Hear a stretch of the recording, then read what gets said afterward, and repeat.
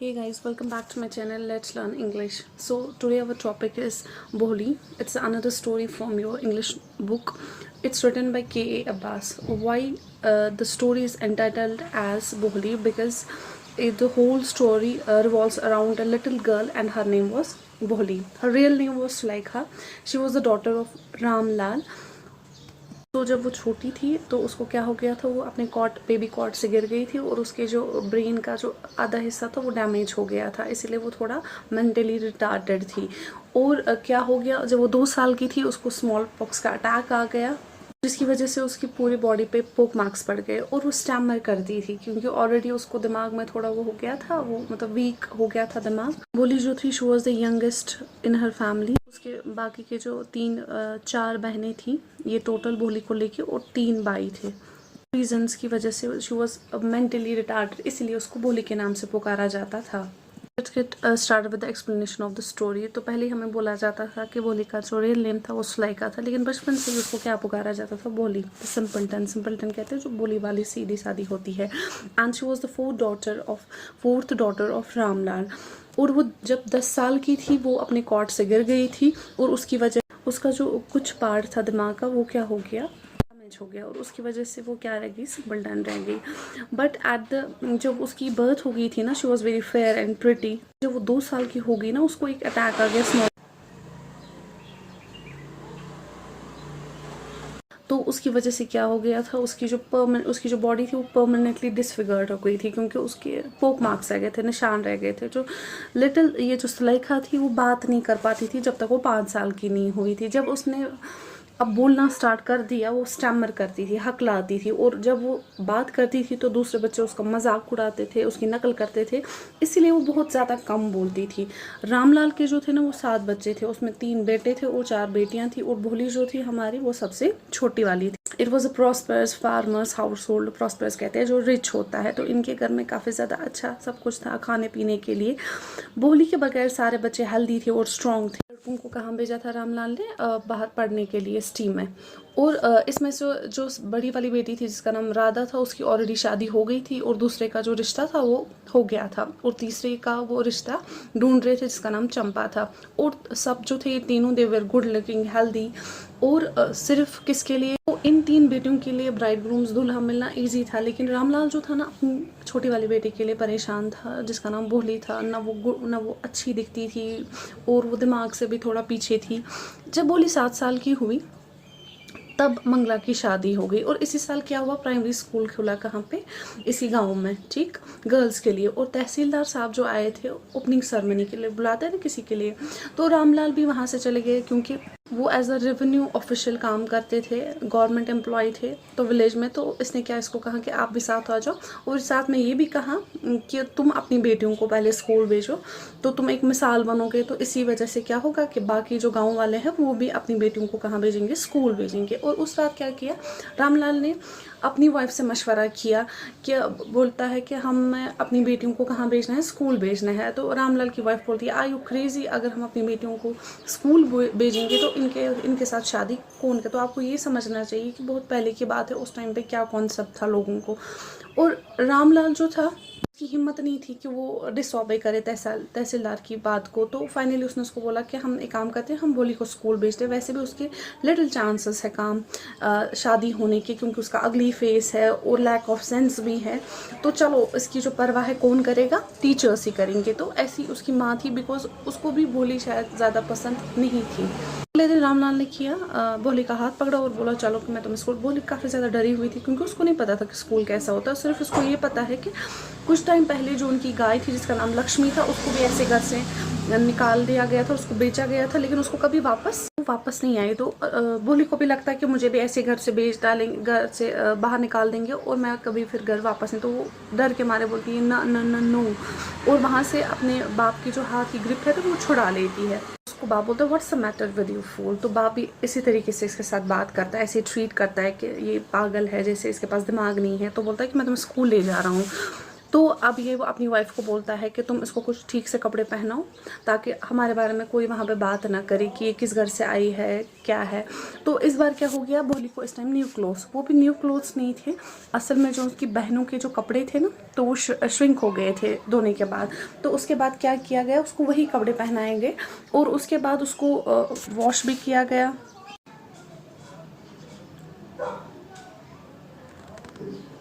वहाँ पे बच्चे ऑलरेडी क्लासेस में बैठे हुए थे और रामलाल ने भोली का हाथ किसके हाथ में दिया, हेडमिस्ट्रेस के हाथ, और वो बिल्कुल अकेली थी। वहाँ पे बहुत सारे क्लासरूम्स थे और वहाँ पे लड़कियाँ बैठी हुई थी मैट पे।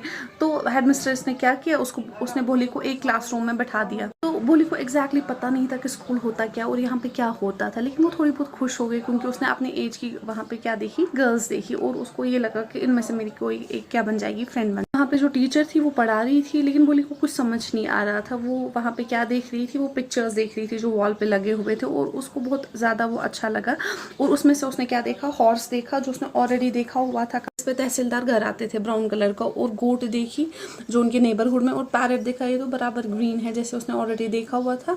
और साथ में काऊ देखी जो लक्ष्मी ऑलरेडी इनके घर में थी जिसको बेच डाला था। और सडनली भोली ने नोटिस किया जो टीचर थे उसके साइड में थी, उसको स्माइल कर रही थी और उसने बड़े कामिंग वॉइस में उसको बोला, what's your name little one. तो ये बोल नहीं पाती थी, स्टैमर करती थी, उसने बोला बो। तो वो स्टैमर करने लगी और बाकी जो बच्चे हैं वहाँ पे हंसने लगे और इसकी आंखों से बहुत ज़्यादा आंसू आ गए। इसने बोला कि इसको काफ़ी ज़्यादा क्या लगा, तो शर्मिंदा महसूस हुआ कि मैं बोल नहीं पा रही हूँ और सारे बच्चे हंसे, ये रोई जा रही है, इसका सर नीचे है। इसी में जो बेल है वो बज गई और सारी गर्ल्स जो है वो क्लास से बाहर है, लेकिन भोली की हिम्मत नहीं थी कि वो उठे वहाँ से उस कॉर्नर से। तो वहाँ पे उसने बिल्कुल अपना सर नीचे रखा हुआ था एंड वो सॉब कर रही थी, मतलब आहिस्ता आहिस्ता रो रही थी। तो टीचर ने इसको बड़े प्यार से नाम से पुकारा, क्या बोला, बड़े प्यार से क्या बोला। तो इसको ये फील हुआ भोली को कि इससे पहले इसने कभी भी ऐसे नहीं अपना नाम सुना था। इसके दिल को छू गई उसकी आवाज़, मतलब जिस तरीके से उसने उसको पुकारा। और उसने उसको बोला आप खड़े हो जाओ, और ये कोई कमांड नहीं था, एक फ्रेंडली सजेशन थी। और उसने उसको बोला कि अब तुम मुझे अपना नाम बोलो। तो उसको बड़ा स्वेटिंग आने लगी, इसको लगा कि ये जो मेरी स्टैमरिंग टंग है इससे मैं डिसग्रेस फिर ना हो जाऊँ। लेकिन इसने बोला कि इसके लिए ये जो काइंड वुमन थी, इसने बोला कि ना मैं एक एफर्ट करूँगी, और इसकी जो सूदिंग वॉइस है ना, और इसको ये भी पता था कि ये मेरे पर हंसेगी नहीं। तो ये बोलती है बो, और वो फिर से स्टैमर करने लगी। लेकिन जो टीचर है वो उसको क्या देती है, शाबाशी देती है, एनकरेज करती है, इसको पैट करती है, बोलती है हाँ तुम बोलो अपना नाम। तो ये बोलती है फाइनली बोली। जब ये बोलती है तो इसको काफ़ी ज़्यादा वो रिलीफ फील होता है कि नहीं मैंने अपना नाम अच्छे से बोला और किसी ने मेरे पे हंसा नहीं। तो टीचर इसको शाबाशी देती है, कहती है वेल डन, पैट करती है और बड़े प्यार से उसके साथ बात करती है। बोलती है कि तुम अपने जो अंदर तुम्हारा डर है ना, उसको अपने यंग हार्ट से, अपने दिल से वो पूरा डर बाहर निकाल दो और तुम कुछ ही टाइम में आराम से बोल पाओगी।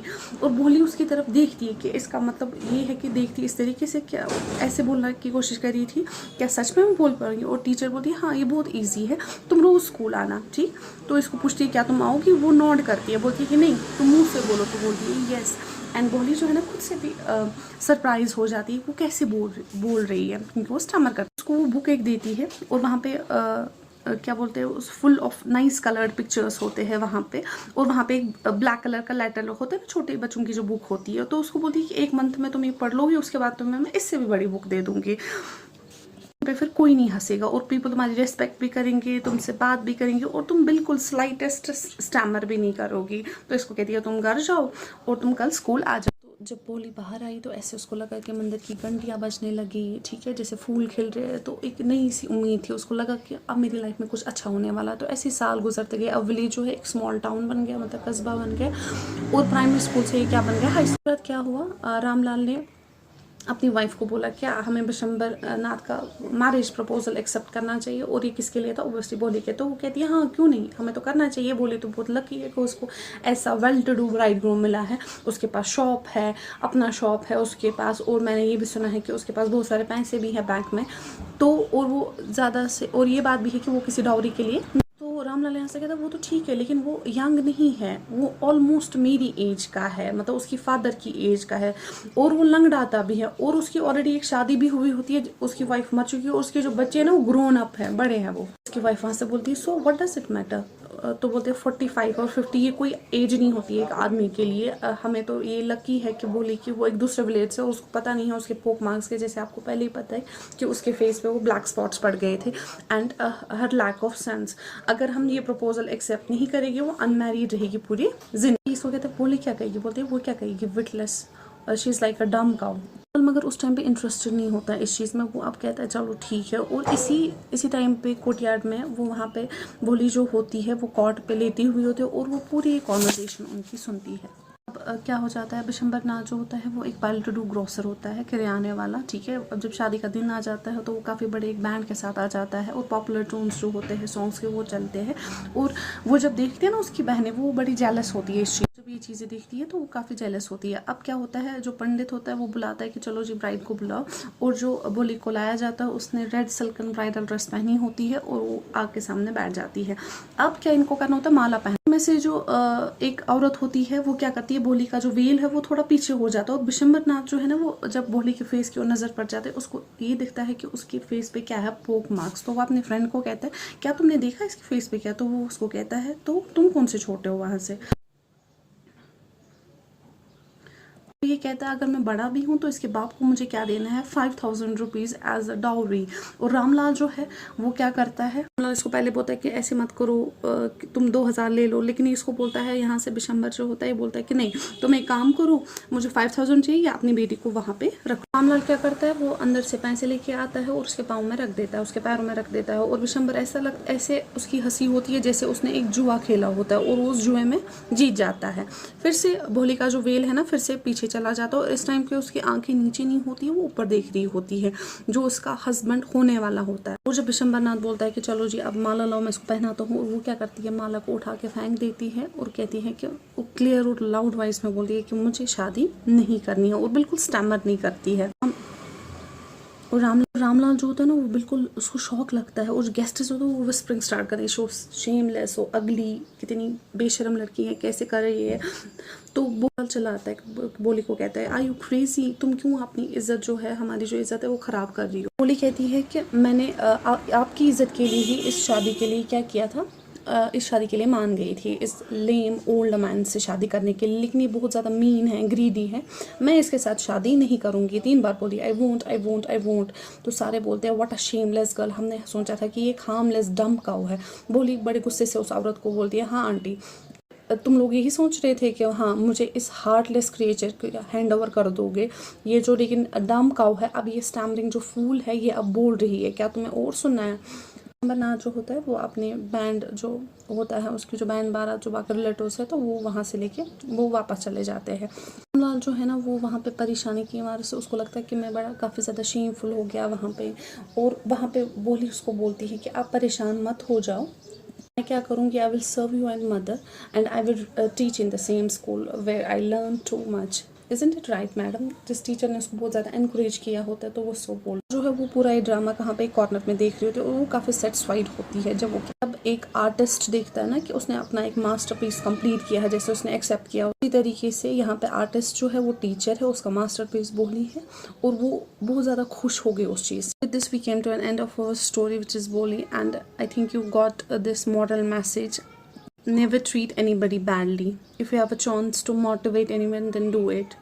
Actually, it deals with a number of themes related to the girl child. It underlines the need of educating the girl child. All right. अगर कोई बच्चा ऐसे पीछे होता है, मेंटली बैकवर्ड होता है या और कोई प्रॉब्लम हो तो हमें उसको एनकरेज करना चाहिए, जैसे एक टीचर ने किया, और वो चीज़ जो है ना वो निकल के बाहर आ गई उसमें और वो बिल्कुल स्टैमर नहीं करती। That's all for today. If you like my video, kindly subscribe, share and like. Thank you.